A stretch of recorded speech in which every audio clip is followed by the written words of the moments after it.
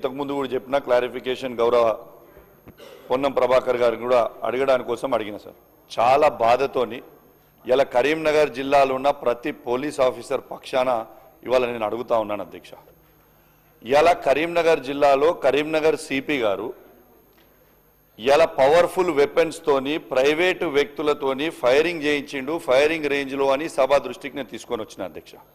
AK-47 weapon తోని 10 రౌండ్లు, SLR weapon తోని 10 రౌండ్లు, ఇలా పిస్టల్ తోని 10 రౌండ్లు, మొత్తము 180 రౌండ్లు ఫైరింగ్ ప్రైవేట్ వ్యక్తులతోని సిపి గారి సతీమణి వారి ఫ్రెండ్స్ తోని ఫైరింగ్ చేస్తే బోనాలపల్లి అనే గ్రామంలో ఆ బుల్లెట్లు అన్ని దూసుకపోతే అమృతమ్మ అనే ముసలమ్మకి ఇలా కాలికి బుల్లెట్ తగిలింది. ఇది మీరు చెప్పింది పూర్తిగా వాస్తవము, ఇది అవాస్తవం కానే కాదు. ఇది ఒకటి. రెండోది, ఇలా 337 మంది హోంగార్డులని కరీంనగర్ జిల్లాలో ఉన్న హోంగార్డులని సిరిసిల్లాకి జగిత్యాలకి ట్రాన్స్ఫర్ చేసిరు. జగిత్యాల నుంచి సిరిసిల్లా నుంచి వచ్చిన హోంగార్డులు 186 మంది దగ్గర సిపి గారు లక్ష రూపాయలు తీసుకొని 1,86,00,000 వసూలు చేసి ఇలా పోస్టింగ్లు ఇచ్చిండ్రు. పెద్దపల్లి గ్రామం పెద్దపల్లి జిల్లాకి ట్రాన్స్ఫర్ చేయలేదు. ఆనాడు పెద్దపల్లి జిల్లాలో హోంగార్డులను ఎందుకు ట్రాన్స్ఫర్ చేయాలంటే శ్రీధర్ బాబు గారి దగ్గరికి ఆ హోంగార్డులు వస్తే మీరు చెప్తే ట్రాన్స్ఫర్ చేయలేదు. కానీ ఇది నేను చెప్పింది 100కి 100 వాళ్ళు నిజము. ఇది అయిపోయిన తర్వాత ఇలా కరీంనగర్ జిల్లాలో అలాట్ అయిన ఇనోవా ప్రైవేటు వ్యక్తులకి తీసుకొచ్చి హైదరాబాద్లో పెట్టినని సువేదాతో సహా ఇదే అసెంబ్లీ సాక్షిగా మీకు నేను చూపించిన. ఇలా ఎందుకు మీరు యాక్షన్ తీసుకుంటలేరు? ఇలా సిపి గారి మీద ప్రేమ ఏంటిది ప్రభుత్వానికని నేను అడుగుతా ఉన్నాను. ఇలా ఒక సిపి గారు ఈ విధంగా మిస్యూజ్ చేస్తూ ఉంటే దీనివల్ల చెడ్డ పేరు ఎవరికి అధ్యక్ష? దీనివల్ల చెడ్డ పేరు వచ్చేది ప్రభుత్వానికే కదా. ఒక సిపి గారు ఆడ కూర్చొని ఇవన్నీ జల్సాలు చేస్తుంటే ఎంతవరకు కరెక్ట్ అని నేను అడుగుతా ఉన్నాను. ఇలా బడే ఖానా పేరు మీద అధ్యక్ష ఇలా ఒక్కొక్క SHO ఆఫీసర్ దగ్గర 25,000 రూపాయలు ఇలా వసూలు చేసిండు. 2 స్పిన్ ఆఫ్ బాటిల్ వసూలు చేసిండు. నేను చెప్పింది ముమ్మాటికి నిజము. నేను ఏదన్నా తప్పు చెప్పుంటే నా ముక్కు భూమికి రాకి క్షమాపణ చెప్తా. దీనివల్ల IPS ఆఫీసర్లకి IAS ఆఫీసర్లకి చెడ్డ పేరు వస్తుంది. ఇలా నేను అందరు IPS ఆఫీసర్లను నేను అంటలేను. ఖచ్చితంగా దీని మీద సిట్ అయ్యాలి. ఇలా నా మీద CID ఎంక్వైరీ చేసిరు, ఏం లేకుండా CID ఎంక్వైరీ సిపి గారి మీద వేయండి. నేను చెప్పినది తప్ప అబద్ధమా అది చేయండి, ఎంక్వైరీ చేయండి. దీనివల్ల నష్టం ఎవరికైతుంది? దీనివల్ల నష్టమయ్యేది ప్రభుత్వానికే కదా. ఇలా ఇదే ప్రభుత్వానికి నేను చెప్పింది ఎవిడెన్స్తో సహా బయట పెట్టిన తర్వాత ఇప్పటిదాకా యాక్షన్ తీసుకుంటలేరంటే దీని మీద ప్రభుత్వానికి సిపి గారి మీద ఏం ప్రేమ? నేను చెప్పింది ఒక్కటే కాదు. ఇలా కరీంనగర్ జిల్లాలో ఉన్న ప్రతి SHO ముచ్చట మీకు చెప్పిన. ఇలా కరీంనగర్ జిల్లాలో ఉన్న ప్రతి కానిస్టేబుల్, SI, CI, హోంగార్డులు, హెడ్ కానిస్టేబుల్ల ముచ్చట వాళ్ళ పక్షాన మీ దృష్టికి నేను తీసుకొని వస్తున్నా అధ్యక్ష. ఇలా ఖచ్చితంగా అధ్యక్ష ఇంకోటి కూడా కరీంనగర్ జిల్లాలో ఇప్పటిదాకా ఇలా సరెండర్స్ ఇవ్వలేదు, PRCలు ఇవ్వలేదు, ఎరియర్స్ ఇవ్వలేదు. దయచేసి కరీంనగర్ జిల్లా పక్షాన ఉన్న పోలీస్ ఆఫీసర్ పక్షాన, ప్రతి కానిస్టేబుల్ పక్షాన, ప్రతి హెడ్ కానిస్టేబుల్ పక్షాన, ప్రతి ASA పక్షాన, ప్రతి SA పక్షాన దయచేసి మిమ్మల్ని నేను రిక్వెస్ట్ చేస్తా ఉన్నాను. వాళ్ళ సరెండర్ లీవ్స్ కానీ ఎరియర్స్ కానివ్వండి, TL, DL కానీ దయచేసి వాళ్ళకి ఇవ్వాలని డిమాండ్ చేస్తా ఉన్నాను.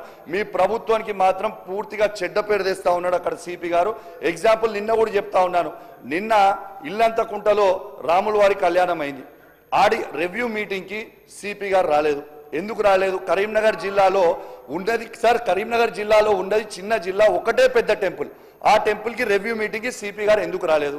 నిన్న అవుతుంటే కూడా నిన్న వచ్చి తూతు మంత్రంగా వచ్చిండ్రు, మంత్రి గారితో వచ్చిర్రు. మంత్రి గారు మళ్ళీ హుస్నాబాద్ పోవాలి, పొన్నం ప్రభాకర్ గారు ఓకే ఐ అండర్స్టాండ్, ప్రభాకర్ గారు వేరు. మంత్రి గారు పోగానే 5 నిమిషాలు అక్కడ దాదాపు 50,000 మంది ఉంటారు. 50,000 మంది దాకా కళ్యాణానికి వచ్చినప్పుడు సిపి గారు లేచి మంత్రి గారు వెళ్ళిపోగానే మంత్రి గారు పోయిన 5 మినిట్స్గానే పోయాడు. మంత్రి గారిది తప్పు పడతలే నేను. గౌరవ మంత్రి గారు అక్కడ హుస్నాబాద్కి పోవాలి, వారి దగ్గరికి పోవాలి, వచ్చిపోయారు, బట్టలు ఇచ్చిపోయారు. కానీ ఈ సిపి గారికి మీద ఏం ప్రేమ అనేది మీరే ఆలోచన చేయండి. దీనివల్ల ప్రభుత్వం పూర్తిగా చెడ్డ పేరు వస్తుంది ప్రభుత్వానికి. మొత్తం పోలీస్ డిపార్ట్మెంట్ మొత్తం కూడా చెడ్డ పేరు తెస్తా ఉందని చెప్పి సందర్భంగా తెలియజేస్తూ ఖచ్చితంగా సిపి గారి మీద యాక్షన్ తీసుకుంటారని నేను కోరుతా ఉన్నాను. గౌరవ జిల్లా మంత్రి గారు రిప్లై ఇస్తా ఉన్నారు. పొన్నం ప్రభాకర్ గారు, శ్రీధర్ బాబు గారు, లక్ష్మణ్ గారు దయచేసి ఇది మీరు చూసుకోవాలని విజ్ఞప్తి చేస్తూ సెలవు తీసుకుంటాను. Thank you very much. Sir, గౌరవ BC శాఖ మంత్రి గారు పొన్నం ప్రభాకర్ గారు చాలా ఆవేదనతోటి ఆవేశం కూడా చెప్పిండు అధ్యక్ష.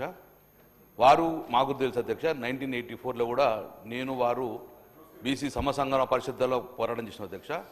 కానీ ఆ రోజు చాలా గొంతుగా బలంగా బీసీ గొంతు వినిపించిన అధ్యక్ష. మరి ప్రభుత్వం వచ్చినాక గొంతుకు తగ్గిందని నేను భావిస్తున్నాను అధ్యక్ష. చెప్పండి ప్లీజ్ అధ్యక్ష. వారు చెప్పిన ప్రకారం అధ్యక్ష, వారు చెప్పిన ప్రకారమే 42% రిజర్వేషన్ కట్టుబడి ఉన్నామని చెప్పిన అధ్యక్ష. మళ్ళీ వారు ఏం మాట్లాడుతున్నారంటే నేను క్లియర్ చెప్తాను అధ్యక్ష. ఈ రోజు ప్రభుత్వం ఏర్పడదంటే 100% బీసీల ఓట్లు మొత్తం కొల్లగొట్టి ప్రభుత్వం ఏర్పడిచే అధ్యక్ష. ఆ రోజుల్లో వాళ్ళు ఏం చెప్పారంటే 42% రిజర్వేషన్ కట్టుబడి ఉన్న అధ్యక్ష. నేనేమన్నా రాజ్యాంగ పరిధమని పక్క పెడదాం అధ్యక్ష. ఈ రోజు 80,000 నుంచి 1,00,000 కోట్ల టెండర్లు ఇచ్చిన అధ్యక్ష. మరి ఆ 42%లో మా వాటా ఎంత ఇచ్చిండ్రు? మీరు ఎప్పుడన్నా చర్చ పెట్టండి. మీరు నిలిచిన ఈ 2.5 సంవత్సరాల్లో ఎన్ని కాంట్రాక్టులు ఇచ్చిండ్రు, అందులో బీసీలకు ఎన్ని కేటాయించారు, అందులో తెలంగాణ కాంట్రాక్టులకు ఎంతమంది ఇచ్చిండ్రో దయచేసి గౌరవ మంత్రి గారు చెప్పాలని భావిస్తున్న అధ్యక్ష. అధ్యక్షం కూడా ఆత్మగౌరవం బాధని చెప్పారు అధ్యక్ష. నేను రిక్వెస్ట్ చేసిన ప్రభుత్వాన్ని ఆరోగ్యంగా తమను ముందర రిక్వెస్ట్ చేసిన ఆత్మగౌరవ భవనాలకు సంబంధించిన అక్కడ ఒక పెద్ద కంపెనీలన్నీ కూడా నియోపోలిస్ కన్స్ట్రక్షన్ జరుగుతుంది. ఈ ఆత్మగౌరవ భవనాలు కన్స్ట్రక్షన్ చేయకపోవడం వలన ఈ డెబ్రీస్ కంకర మొత్తం తీసుకుపోయి ఆ యొక్క ఆత్మగౌరవ భవనాలు మొత్తం కప్పేసిన అధ్యక్ష. ఇప్పుడు అవి రిమూవ్ చేయాలంటే వాళ్ళ స్థలాలు వాళ్ళు తెలవాలంటే సుమారు ఒక 20 నుంచి 20 కోట్లు అయితే మాత్రమే ఆ డెబ్రీస్ అయితే. నేను గౌరవ మంత్రి గారిని ఒకటే చెప్తున్నాను, దయచేసి మీరు ఆ ఏదో స్థలాలు ఉన్నారో కన్స్ట్రక్షన్ స్టార్ట్ చేసే ముందు ఆ డెబ్రీస్ మొత్తాన్ని తీయించేస్తే వాళ్ళ స్థలాలు వాళ్ళు కనబడే విధంగా ఉంటాయని చెప్పి నేను కోరుతున్నాను అధ్యక్ష. ఇంకోటి అధ్యక్ష, ఇంకోటి రెండో ఇష్యూ అధ్యక్ష. మీరు కార్పొరేషన్ అని చెప్పిన అధ్యక్ష. డెఫినెట్ మొన్న క్వశ్చన్కు ఆన్సర్ ప్రభుత్వం నుంచి ఒక ఆన్సర్ ఇచ్చారు అధ్యక్ష. మేము ఏ కార్పొరేషన్కు రూపాయి ఇవ్వలేదు, 0 అని చెప్పి ప్రభుత్వమే ఇచ్చారు అధ్యక్ష. నేను మంత్రి గారిని కోరుతున్నాను, మీరు కార్పొరేషన్ వేసిండ్రు సరే, మీరు ₹1 ఇవ్వలేదు, కనీసం ఆ కార్పొరేషన్లకు ఒక చైర్మన్ అని వేయండి. ఈరోజు చైర్మన్ లేకపోతే మా బీసీ మీరు అవమానపరిచినట్టా కాదా? కార్పొరేట్ వేసిర్రు కానీ వారు చైర్మన్ లేకపోతే ఎండీతో నడిపిస్తే బీసీలకు అవమానం జరిగిందని మీరు ఇమ్మీడియట్గా మీరు ఆ కార్పొరేషన్లకు నిధులు కేటాయించండి, 0 నుంచి 100 కోట్లు పెట్టండి.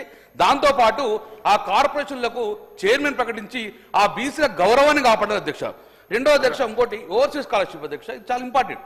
మొదటి ఫేజ్లో 10 లక్షలు తీసుకున్న వాళ్ళు అమెరికాలో, లండన్లో స్థిరపడ్డారు. వాళ్ళు రెండో ఫేజ్ రాకపోవడం వల్ల వాళ్ళు రెస్టిగేట్ అయ్యి ఇండియాకి వచ్చే పరిస్థితి అధ్యక్ష. వెనువెంటనే ఆ రోజు కీతకాలం ఆన్సర్ ఇచ్చారు 3 నెలలు పంపిస్తామని. కానీ ఇంతవరకు అధ్యక్ష సెకండ్ ఫేజ్ వాళ్ళకి ఇన్స్టాల్మెంట్ రాక విద్యలందరూ ఇబ్బంది పడుతుంది. కాబట్టి ఇమ్మీడియట్గా ఓవర్సీస్ స్కాలర్షిప్లో సెకండ్ ఫేజ్ అమౌంట్ పంపించేసి ఆ బిడ్డల చదువుకు ఎలాంటి ఆటంకం లేకుండా చూడాలని చెప్పి నేను ప్రభుత్వం కొడుతున్నా అధ్యక్ష. అధ్యక్ష ఇంకోటి అధ్యక్ష అధ్యక్ష, మీరే బీసీ డిక్లరేషన్ పెట్టిండ్రు, వారు మాట్లాడిన గంట మాట్లాడిన నేను ఒక 2 నిమిషాలు మాట అధ్యక్ష. అధ్యక్ష, ప్రభుత్వ పరంగా రాజ్యాంగ పరంగా ఉన్నాయని మేము కేంద్రంలో అధికారానికి వస్తే చేస్తామన్నారు. బస్ మీ కేంద్రం ఎప్పుడు వస్తారో చేయండి, కానీ మీ చేతిలో ఉన్న పని ఈ బడ్జెట్లో 20,000 కోట్లు పెడతారు అధ్యక్ష. ఎన్ని పెట్టారు అధ్యక్ష?